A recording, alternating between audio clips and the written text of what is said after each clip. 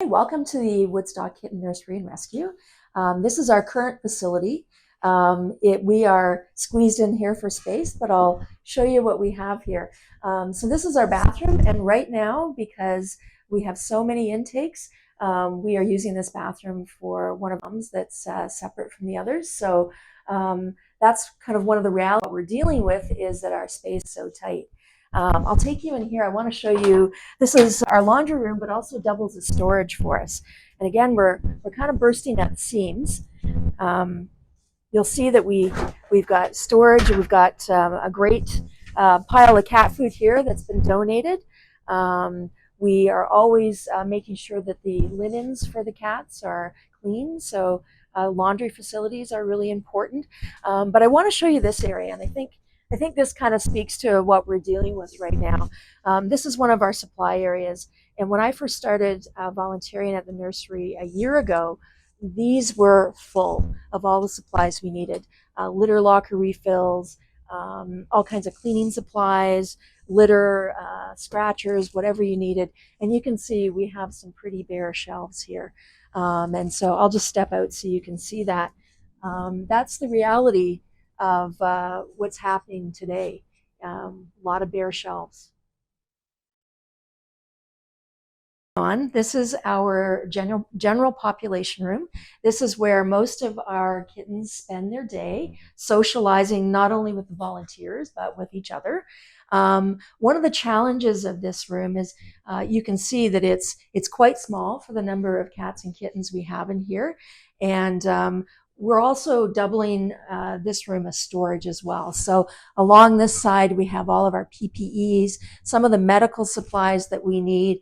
And it becomes really challenging to get into these storage areas when you have lots of little kittens. So it would be ideal if we were able to have a facility where we could keep all of our supplies separated from where our cats and kittens are. But that's just not possible right now.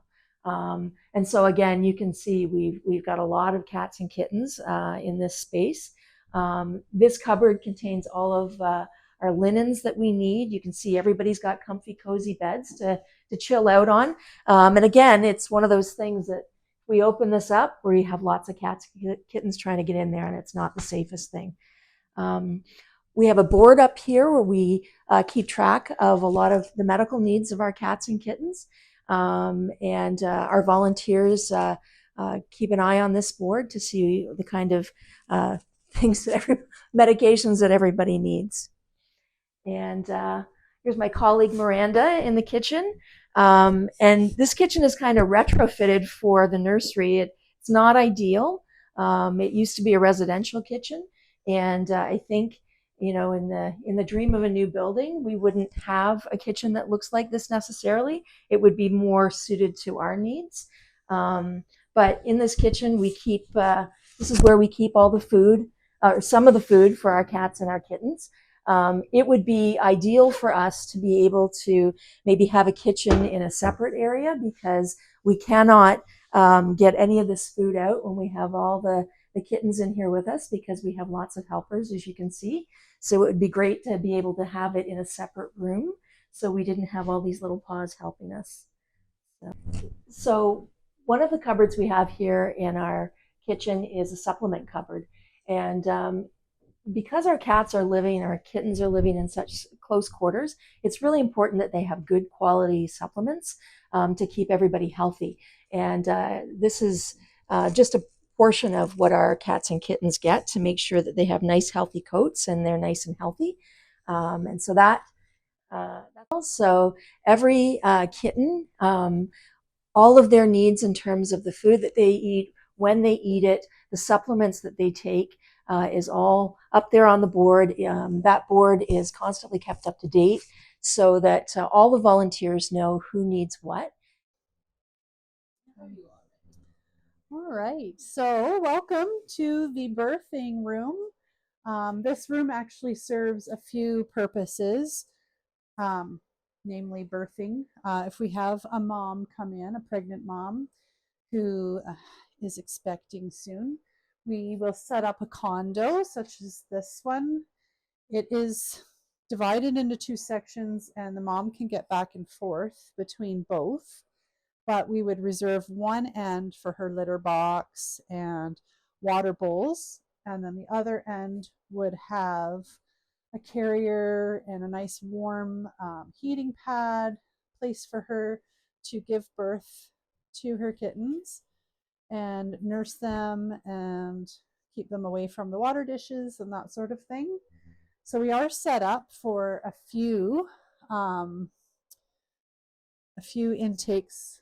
But what really happens in here most of the time is that our Gen Pop kittens will come into a condo for the evening where we will feed them their wet food and they will basically spend the night so that they're not wandering about the nursery. So as you can see here, we have, and each condo does have toys and a scratcher, bedding, a heating pad, water and food.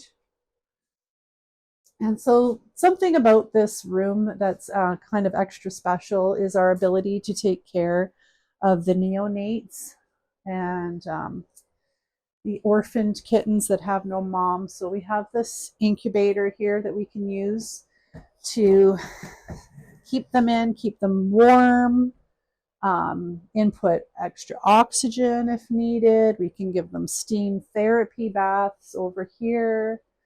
We have scales for weighing babies. The humidity is controlled as well. And it would be set up with nice cushy blankets for them and also a stuffy with a heartbeat in it to make them think that they're with their mother. So this is what we would call a transition room.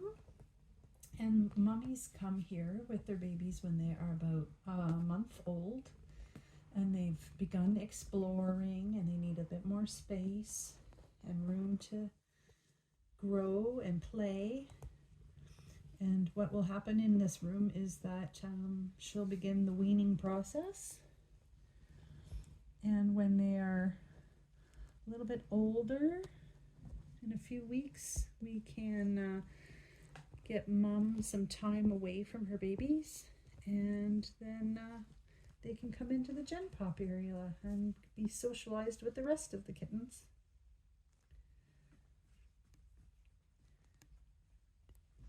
Oh, you are adorable.